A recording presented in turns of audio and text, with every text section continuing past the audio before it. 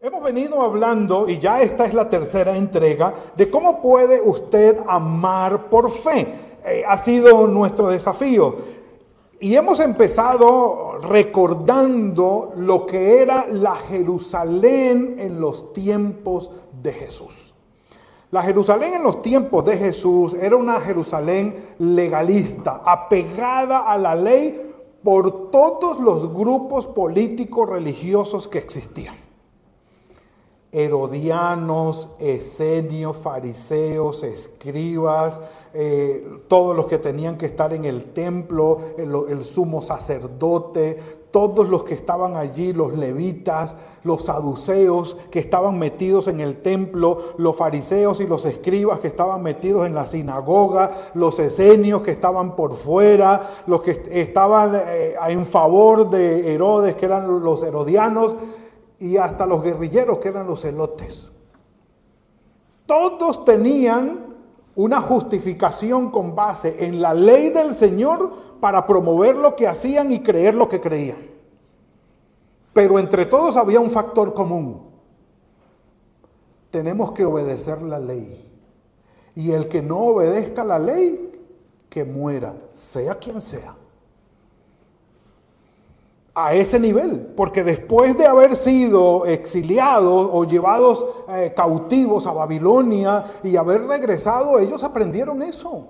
Nos alejamos de la ley del Señor, y el deuteronomista y el cronista va a decirles eso. Ustedes se alejaron de la ley del Señor, empezaron a desobedecer, fueron idólatras, fueron injustos, se alejaron de la ley del Señor, nunca obedecieron, no escucharon a los profetas que yo les envié y fueron castigados, y entonces, ¡ay! Sí se dieron cuenta. Entonces, ¿qué dicen ellos? ¿Qué dijeron? Si por desobedecer la ley nosotros fuimos castigados, ahora la vamos a obedecer, como dicen, al pie de la letra, de manera radical. ¿Y saben qué le agregaron a eso? Aquel que obedece de esa manera, porque lo castigaron, ¿cómo obedece? Con gozo. No sé si a usted le pasó, a mí me pasó. A mí me pasó. A mí me dieron mi pela por no, ¿cómo se llama? Limpiar y acomodar la yarda. Nosotros decimos el patio de la casa.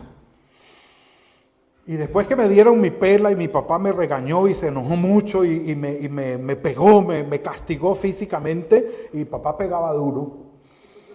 Después que él llega y me dice, Richard, vaya a barrer el patio. Yo iba, pero yo no iba contento. Se los confieso. Yo iba con rabia, porque yo sabía que si no obedecía me iban a castigar. Entonces, esa actitud, exactamente esa actitud era la que tenía el pueblo de Israel en los tiempos de Jesús. Obedecemos porque tenemos que obedecer, pero obedecemos con un dejo de rabia, y aquel que no obedezca le vamos a caer encima, no con amor, con rabia. Por eso le llevaban a Jesús a la mujer sorprendida en adulterio. ¿Tú qué dices, Señor? La ley dice que hay que apedrearla, y aquí traemos las piedras, que no nos falten. ¿Sí? Porque si tú dices que la apedremos, manos van a sobrar para eso. Aquí hay manos para apedrearla. Sí. Y por eso cuando le llevaron a aquel hombre que era ciego y el Señor lo sanó en el sábado, ellos no veían, sanó un ciego, le devolvió la vista. Sanó a un hombre de la mano seca, ¡qué bendición! No, ellos no veían eso. Lo sanó en un sábado, quebrantó la ley del sábado, hay que apedrearlo. Andaba con sus discípulos y sus discípulos recogían manojos de trigo de los campos y comían. Y ellos decían, no, estaban siguiéndolos para ver en qué se equivocaban. ¿Cómo les parece? Andaban los fariseos, los escribas y la gente detrás de Jesús y de sus discípulos, pero no para recibir la enseñanza, para ver en qué se equivocaban. Y iban siguiéndolos, bueno, y no ha hecho nada, y no ha dicho nada. Iban siguiendo hasta que los discípulos empezaron a arrancar espigas y a comer. Ahí está, se equivocaron. ¿Por qué arrancan espigas el día de sábado? Pues tenemos hambre. ¿Cuál es el problema? No, pero que no se puede arrancar espiga. ¿Cuál cuento de arrancar espiga el día del sábado? David llegó al templo y el día que tuvo hambre fue y se metió al lugar santísimo y comió del pan de la proposición porque tenía hambre. Punto. Y el Señor no lo mató por eso. Entonces había un espíritu de odio y de rabia y de radicalidad, porque siempre el que es radical, yo no conozco la primera persona que sea radical para cumplir las cosas y las normas a tiempo, que sea gozoso y contento y con una sonrisa en los labios. No, a todos los radicales que yo conozco, los conozco mal encarados, mal geniados y hostiles. Pero gozosos no. Entonces el Señor, en ese contexto, les dice a sus discípulos: un mandamiento nuevo les doy, que se amen los unos a los otros. Como los he amado, ámense también ustedes los unos a los otros. En esto conocerán todos que son mis discípulos, si cumplen la ley y se obligan los unos a los otros a cumplir la ley radicalmente. ¿No? Si se aman. ¿Por qué? Porque es más fácil obligar a mi hermano a que cumpla y vigilar a mi hermano si cumple o no y acusarlo que amarlo. Es más fácil. Es mucho más fácil. Porque amarlo tiene sus desafíos. Dice, pero Dios muestra su amor para con nosotros en que siendo ¿qué? Siendo aún pecadores, Dios nos amó. Cristo murió por nosotros, siendo aún pecadores. Es decir, cuando nosotros todavía estábamos equivocándonos, siendo malos, estando alejados del Señor, dice Pablo, cuando nosotros aún éramos pecadores, el Señor, nuestro Padre, envió al Señor Jesucristo para morir por nosotros. Y vuelvo y les digo, yo ya lo había dicho, pero lo repito, el Señor nos dijo, bueno, esperemos que empiecen a portarse mejor, a que se merezcan un poquito de misericordia, a que arreglen y ya empiecen a tener mejor actitud, y entonces ahí sí les mando, no. Estábamos perdidos y Él dio su mejor muestra de amor. Lamentablemente nosotros nos han acostumbrado y nos han criado en una cultura del premio, del merecimiento, o como llaman de la meritocracia, del mérito. Si te portas bien, yo te atiendo bien. Yo te ayudo y me caes bien. Si te portas mal, yo no te voy a tratar bien, yo no te voy a ayudar, no. Y creemos que de alguna manera Dios se porta así con nosotros. Y de alguna forma rechazamos cualquier propuesta que digan, ¿saben que Dios no se porta así? ¿Sabes que tú puedes estar portándote mal y disfrutar del amor de Dios? Pastor, esa es una blasfemia. Dios muestra su amor para con nosotros cuando aún somos pecadores y estamos perdidos en el pecado. Él nos ama y nos da la salvación en su Hijo Jesucristo. ¿Cuál es el problema? ¿Cuál es el miedo que nosotros tenemos? Que si decimos, Dios te va a amar aún cuando cometas tus pecados, que la gente diga, entonces yo me voy a ir a pecar como yo quiera, cuanto quiera, que igual el Señor me ama a mí. ¿Y cuál es el problema? El que haga eso no es un hijo de Dios, no es verdaderamente creyente y no ha sido transformado por el Evangelio. Sencillo. Sencillo. Y de eso se está lleno el mundo, así que no hay problema por eso. Que igual yo no lo voy a salvar con mi radicalidad doctrinal. Yo no lo voy a salvar con eso. El que se va a perder, se va a perder. Eso no hay lío. ¿Sí? Pero entonces, teniendo en cuenta esto, llega el Señor y habla en ese texto que aparece allí del amor ágape. El anhelo sincero de hacer el bien a otra persona, que está escrita en la primera carta a los Corintios, capítulo 13, desde el versículo 1 al 8, que quiere decir que todo lo que tú hagas, hazlo por amor al prójimo. Por amor a Dios y por amor al prójimo. Si tú obedeces a Dios, hazlo por amor. Y si encuentras a un hermanito que no está obedeciendo y que está fallando en algunas cosas, ¿qué dijo el Señor con respecto a eso? Si tú ves que tu hermano tiene una pajita en el ojo, ¿qué dijo el Señor? Saca primero la viga que tienes en el ojo tuyo y después si vienes a ayudar a tu hermano con la pajita que tiene en el ojo. En otras palabras, trata primero con el pecado tuyo antes de tratar con el pecado del hermano. Y habiendo tratado con el pecado tuyo y entendiendo lo horrible que tú eres, eso te va a dar misericordia y gracia para tratar a tu hermano que también se ha equivocado. Y llegas tú y le dices, hermano, ¿te equivocaste? Sí, hermano, me equivoqué. Yo también me he equivocado. Ven, busquemos al Señor y que Él tenga misericordia de los dos. Y no que llega ahí y encuentres al hermano, te equivocaste, hermano, te vamos a apedrear porque te equivocaste. No. Y si quieren la cita bíblica está en Gálatas capítulo 6, versículo 1. Cuando algún hermano es sorprendido en alguna falta, ustedes que son espirituales, échenlo a patadas de la iglesia. Apedréenlo. No le hablen nunca más. Insúltenlo por las redes sociales. No. Si ustedes descubren que hay un hermano que ha pecado y que ha caído, ustedes que son espirituales, restáurenlo en amor. No vaya a ser que después ustedes mismos también caigan y los traten con las mismas patadas que ustedes trataron a los demás, o los traten con el mismo amor con que ustedes trataron al otro. Por eso el Señor Jesucristo habla de amar al pecador, porque Él conoce su condición.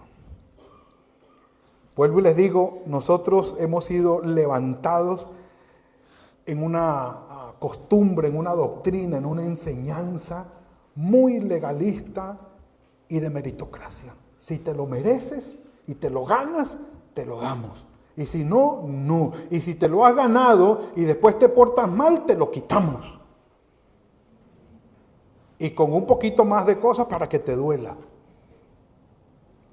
Porque nos encanta, yo no sé por qué, y les digo que nos encanta es porque yo estoy allí metido. Nos encanta ser jueces. Y hay quienes hacen esta oración y ojalá nunca el Señor se las conceda. Señor, concédeme ser Dios por 5 minutos y yo te arreglo el mundo. Yo creo que quedará él solito. Dice, Señor, bueno, ya lo arreglé. No quedó nadie sino él. Mis amados, rápidamente 5 verdades en cuanto al amor ágape. Y como dicen, la quinta es la tapa. Dice, Dios nos ama incondicionalmente. Verdad número 1. Verdad número 2, Dios nos ordena amar. Y es una orden, es un mandamiento, no es un sentimiento. No podemos amar, número 3, en nuestras propias fuerzas. Número 4, podemos amar con el amor con que Dios nos amó a nosotros. Y todo eso se logra amando por fe. Por fe. Esas son las 5 verdades que yo quiero compartir con ustedes, que hoy que no van a ser 5 sino 4. Y cuando hablamos de que Dios ama incondicionalmente, quiero decirles, recuerden el relato de Lucas capítulo 15 del 21 al 24, o 15 del 21 en adelante, o 15 desde el 15 en adelante. ¿Cuál es ese relato? Hay un relato de la oveja perdida, hay un relato de la moneda perdida y hay un relato, son 3. Una moneda que se pierde, una oveja que se pierde y van a buscarla, y el relato de un hijo que se pierde, que es el relato del hijo pródigo. Pero según Timothy Keller, los perdidos son dos. Y les recomiendo ese librito, muy bueno.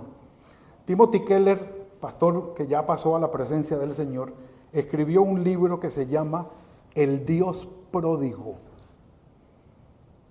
No es el hijo pródigo, sino el Dios pródigo. Porque ser pródigo es gastar a manos llenas e gastar más allá de lo que se considera equilibrado y sano. Y él dice, tenemos un Dios pródigo, que es pródigo en dar su amor para con nosotros. Les recomiendo ese librito. Entonces, en la primera gran verdad, pongamos la primera gran verdad solamente y dejémoslo allí. Consideremos la parábola del hijo pródigo. El hijo fue, gastó después de haber ofendido a su padre pidiéndole la herencia por anticipado, malbarató todo su dinero y estando allí deseando comer del alimento de los cerdos, dijo, ¿qué hago yo aquí? En mi casa tengo alimento. Voy a ir a mi padre y le voy a decir, he pecado contra el cielo y contra ti. No soy digno de que me llames hijo tuyo. Concédeme el ser un siervo tuyo, pero déjame estar aquí. Y cuando el hijo viene hacia él, dice el relato que el papá corrió. Y algunos han interpretado que el papá corre como mire cuánto lo amaba. No. ¿Saben por qué el papá corrió? Porque si él no corría a recibir su hijo, al hijo lo mataban por la ofensa que hizo contra su padre. Y aparte de eso, los que corrían eran los jóvenes necios e inexpertos, los viejos sabios y de peso en su fama y en su edad y en sus canas, caminaban lento. Mientras más lento caminaban, más dignidad tenían. Estamos hablando de las costumbres del cercano Antiguo Oriente. Allí una iglesia cristiana rechazó a un pastor porque caminaba muy rápido. Pleno siglo XX. Se dieron cuenta que el pastor andaba corriendo rápido y caminando por allí. No, ese hombre camina muy rápido. ¿Y qué? Es inmaduro en su carácter. ¿Cómo les parece? Cuando el papá corrió, perdió su dignidad y puso su dignidad en entredicho frente a los demás para ir y rescatar a su hijo de la muerte segura que tenía. ¿Se lo merecía el hijo? No. ¿Cuántos nos identificamos con el hijo mayor? No levanten la mano, yo levanto la mía. ¿Cuántos nos identificamos con el hijo mayor? A mí me preguntaron, ¿con cuál se identifica usted? Yo con el mayor. ¿Cómo vas a ir a pedirle a papá la plata que de seguro tuvo que vender parte de la hacienda para darte el dinero a ti? Y a Miguelito no me dio nada. Tú te vas, dilapidas la fortuna que papá te dio, que era nuestro dinero, y después que sí, que te quedaste sin nada, que te quedaste en la calle, ahora sí viene papá, ayúdame. No, señor. Yo me identifico con el hijo mayor. Pero el hijo mayor, el papá le cayó la boca. Le dijo, no, mijo, no es lo más importante el dinero. Él estaba perdido y vino. La plata la volvemos a hacer. No hay problema. Que yo he estado contigo y nunca me has dado ni un cabrito. Allá hay 5,000, agarre 20, 30, 40, esos son tuyos. Vaya y mate los que quiera. Si usted no ha matado ninguno y no lo ha comido con sus hijos es porque usted es un tacaño. No, eso es suyo, vaya, mátelos. Ya cuando le dicen a uno, venga, eso es suyo, Yo me imagino los amigos del ¿cómo se llama? Del hijo mayor. Ve, de manera que esto es tuyo. Matemos 20. Le digo, ¿cuál 20? No, señor, no vamos a matar ninguno, todos son míos. Y entonces, ¿cuál era el? Señor, nunca me has dado nada. Y ahora que le dijo que sí eran suyos, ven, matemos 3. ¿Cuáles 3? No, no vamos a matar ninguno. Y ahora no van a matar ninguno. No, no van a matar ninguno. Pues yo me identifico con el hijo mayor. Por la gracia que tuvo su padre representando el amor que Dios tiene con nosotros, incondicional en el sentido de que no pone ninguna condición que nosotros debamos llegar como mérito para merecer el amor que Él nos tiene. Solo nos pide una cosa, que el hijo pródigo la cumplió. Reconoce tu pecado y arrepiéntete y ven a pedir perdón, es lo único. Porque si el hijo menor no reconoce su pecado, no se arrepiente y no viene donde el padre, allá se muere. Téngalo por seguro que allá se muere. Es el único requisito que el padre nos pide. Reconoce tu pecado. ¿Qué tan grande es? No importa, no va a ser más grande que la misericordia del Señor. Pero reconócelo. Ya cuando la persona dice, no, es que yo, ¿de qué me voy a arrepentir si yo no he pecado? Perdió. Porque está diciéndole al Señor que es mentiroso. Porque el Señor dice que todos nosotros hemos pecado. Y el pecado del que dice que nunca ha pecado es decir que nunca ha pecado. Y ahí quedó. Nunca, como dice papá en una poesía, nunca alcanzará perdón. Es el único requisito. Reconocer el pecado, arrepentirse y venir. ¿Que habrá hermanos mayores dañándole la cabeza al papá? Seguro que sí. Estaremos algunos hermanos mayores allí, pero papá, ¿cómo vas a recibir ese tipo? Mira, que te gastó la plata, que estaba perdido. Mis amados, reconozcamos que Dios nos ama con un amor incondicional, que no tenemos cómo ganárnoslo. Y la pecaminosidad nuestra es absolutamente de todos los días. Y el Señor sigue teniendo misericordia de nosotros.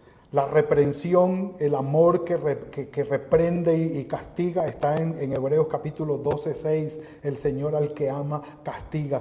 Pero me encanta más Juan capítulo 17, versículo 23. ¿Están conmigo aquí? Dice, yo en ellos y tú en mí, Padre, Jesús orándole al Padre, para que sean perfectos en unidad, para que el mundo conozca que tú me enviaste. ¿Y cómo termina esa frase o ese versículo? ¿Lo leen conmigo? Dice, y que los has amado a ellos como también a mí me has amado.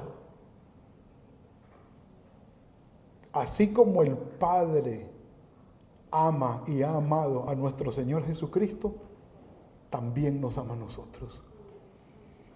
También nos ama a nosotros. Y Él tiene misericordia de nosotros, el amor incondicional. Número 2, que el Señor nos ordena amar, sí, en el gran mandamiento. Jesús le respondió, amarás al Señor con todo tu corazón y con toda tu alma y con toda tu mente. Y este es el primero y más importante mandamiento. Y el segundo es semejante al primero, amarás a tu prójimo como a ti mismo. Y de estos dos mandamientos depende la ley y los profetas. Y en Juan 15, 12, el Señor les dice, este es mi mandamiento, ámense los unos a los otros de la misma manera que yo los he amado. Y entonces viene el gran problema nuestro. ¿Ustedes se acuerdan cómo le encontró esposa Abraham a Isaac?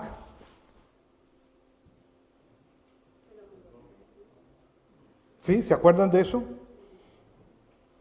Agustín. ¿La que era qué? ¿De dónde era ella? Tengamos eso en cuenta, hermana Chayito. Él es profesor de la escuela dominical. Tenemos que hablar. Abraham le dijo a su siervo, ve a Harán, es decir, al norte, al Siria, donde mi familia, y tráele una esposa a mi hijo Isaac, que está aquí al sur de Jerusalén. Tráele una esposa, mi hijo. Pero ¿quién va a ser? El hombre que fue orando le dijo al Señor, Señor, la mujer que se acerque y le dé de comer, de beber a mis camellos, esa va a ser. ¿Quién? No sé quién va a ser. O sea, ni el mismo siervo enviado por Abraham a buscarle la esposa a Isaac sabía cuál era. Y apareció Raquel. Y le dio de beber a los camellos. Era una mujer hermosa, muy bonita, sendosa. Rebeca. Tenemos que evaluar eso, hermana.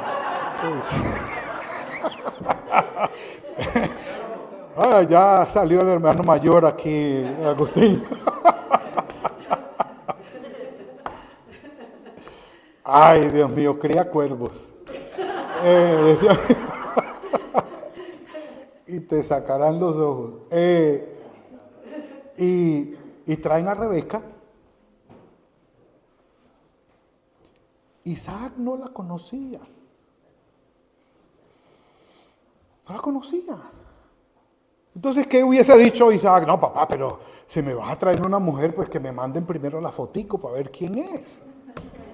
Y yo creo que Rebeca diría lo mismo, traje una foto de Isaac, por lo menos para saber de qué estamos hablando, ¿no? Rebeca se vino sin saber con quién se iba a encontrar. E Isaac dijo que sí, sin saber quién venía. Y se amaron los dos hasta el final de sus vidas. Obviamente cada uno con sus grandes defectos, pero el amor de Occidente que nosotros hemos romantizado, que primero a mí la foto, pues para ver cómo tiene los ojos, para ver cómo habla, para ver qué referencias hay, porque si me gusta, sí, no, acá es que a uno tiene que gustarle. No, papito, esta es la esposa que le toca a usted, bueno papá, mija, ese es el esposo que le toca, bueno papá, listo, mija, véngase que usted es el esposo y yo soy el esposo, camine, vamos. ¿Ya? ¿Ya? Y se amaron y llegaron al amor, llegó allí. Pero a nosotros nos han enseñado en el romanticismo que el amor es un sentimiento. ¿Y cuál es el gran problema? Que ahora mismo estoy asesorando a una pareja allí en Venezuela. ¿Cuál es el problema, pastor? Es que yo no siento ya que lo amo. Como decimos, te fregaste. Porque es que el amor no se obliga a sentirse. Entonces, pero sí, ¿cómo hago si ya se me fue el amor? Ya. O sea, si nosotros amamos con base en el amor occidental, que es por sentimiento, y resulta que el sentimiento me lo promueve lo bueno que tiene el otro y que a mí me gusta, el día que el otro personaje se deje descubrir con lo maluco que es, con lo malo que es, los defectos que tiene y los líos que tiene, ya no me gusta. Ya, entonces ya no lo amo, o ya no la amo, porque esa yo no me la esperaba. Yo les digo algo, todos nosotros nos casamos y entramos al matrimonio sin conocer a la persona con la que nos estamos casando, porque ese conocimiento viene tiempo después, pero tiempo después, y Ricardo se ríe solito. Va a causar problemas. Entonces, cuando Dios nos ordena amar, el amor deja de ser un sentimiento, el amor deja de ser emocional para convertirse en un amor volitivo, es decir, de voluntad. Yo quiero amarte a ti y voy a hacerlo. Considerando tus defectos, tus debilidades y tus errores, voy a amarte. Y voy a procurar el bien para ti, porque aunque eres pecador, voy a enviar a mi hijo a morir por ti. Y si me lo rechazas después, problema tuyo. Pero yo te amo y te envío a mi hijo para que muera por ti. Si no es de esa manera, mis amados, cuando conozcamos al otro personaje, yo no lo había visto que tenía tan mal aliento. Siempre me visitaba comiendo chicle. Yo no le había olido los pies, nunca se le quitaba los zapatos frente a mí. Nunca había visto cómo reaccionaba frente a los problemas, porque como todo era amor y ternura. Pero ahora salió el ogro o la bruja que hay detrás de él o de ellos. Ahora entonces el amor se acabó, porque nos basamos en los sentimientos y en las emociones. Pero el amor ágape es el que ama considerando defecto, errores y debilidades. No, pero que yo soy más lindo, te amo así. Así ama el pastor a la iglesia. Y así ama la iglesia al pastor también. Así que tranquilo que es de doble vía. No hay ningún problema en eso. Número 3, no podemos amar en nuestras fuerzas. Es prácticamente deductivo este tercer punto. Es deductivo. No podemos amar en nuestras fuerzas. ¿Por qué? Porque nos duele la debilidad o el defecto, los errores del otro. Nos duele. Y al otro también le duele esa parte mía. Entonces, cuando nos encontramos de frente con esas grandes debilidades, errores o defectos, nos herimos mutuamente y en nuestras fuerzas no podemos. Necesitamos una obra del Señor extra en nuestras vidas para poder amarnos. Porque cuando yo estoy con mi hermano y le estamos disfrutando y le estamos pasando bien, que en el cumpleaños, que en el salón del compañerismo, que qué bonito y qué tal, pero cuando decimos al final, venga, hay que quedarse para recoger todo. ¿Hay que limpiar? Pues sí, ya disfrutamos, ahora vamos a limpiar. Y empieza el hermanito a limpiar y empieza el otro a decir, mira, aquí le quedó un mugre, ya no nos gustó la cosa. Ya no nos gustó. En nuestras propias fuerzas, mis amados, no podemos amar como Dios nos ama. Hablemos de la iglesia, hablemos de nuestras familias. No podemos hacerlo.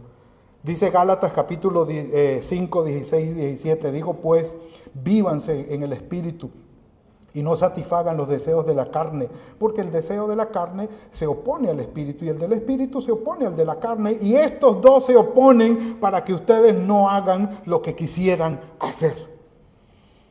¿Por qué? Porque en cuestiones del amor y los defectos, díganme qué es lo que más nos llama la atención. Lo amo o la amo, hermano. No, pero es que, mire, usted no lo conoce. Mire este defecto que tiene. Entonces ya no lo amo tanto. Mis amados, es indispensable que entendamos que la naturaleza nuestra es así. No hay justo ni aún uno. Nadie es perfecto. Y si nos amamos, tiene que ser con el amor fraternal ágape que Dios nos ha dado, que está por encima de eso. ¿Cómo hago yo para decirle a mami, no, yo la amo, pero es que mami tiene muchos defectos, y este pechito no tiene defectos? ¿No se equivoca? Sí. Entonces tenemos que considerarlo. Y por último, para que nos vamos a almorzar, podemos amar con el amor de Dios. El amor es una demanda que Dios nos hace, pero ya Él ha derramado en nuestros corazones. Romanos capítulo 5, versículo 5 dice, porque el amor de Dios ha sido derramado en nuestros corazones por el Espíritu Santo que nos fue dado. Efesios 1:13 dice, también ustedes, luego de haber oído la palabra de verdad, que es el Evangelio que los lleva a la salvación, y luego de haber creído en Él, ¿fueron qué? Sellados con el Espíritu Santo de la promesa. Y Gálatas 5:22 dice, pero el fruto del Espíritu es amor, gozo, paz, paciencia, benignidad, bondad, fe, mansedumbre y templanza. Pero amor. Dios nos ha capacitado con su Espíritu Santo para amarnos de la manera como Dios nos ama. No dejemos que el legalismo dañe o contamine nuestros corazones. Que el perfeccionismo dañe y contamine nuestros corazones. Que la acusación y la culpa y la condenación hacia nuestros hermanos dañe nuestra fraternidad. Aún en la misma casa, en nuestro mismo hogar, no lo permitamos. El Espíritu Santo de Dios nos capacita para amar como Dios nos amó a nosotros. Exactamente cómo podemos hacerlo, venga el próximo domingo y yo les explico. Pues ya tenemos que irnos a almorzar. Usted se va a Marcela, se fregó. Pero no, lo puede ver por la transmisión. Podemos hacerlo. El Espíritu Santo de Dios ya ha derramado ese amor en nosotros. Lo podemos hacer. Pero lo más importante, vámonos de hoy con esto en nuestro corazón. A pesar de mis defectos, a pesar de mis pecados, a pesar del mal que yo he hecho, Dios me ama y envió a su Hijo por mí para darme la salvación y darme su Espíritu Santo. Él me ayuda a amar de la misma manera. Inclinemos el rostro, mis amados, vamos a orar. Vamos a orar. Señor Santo, perdónanos, Señor, perdónanos.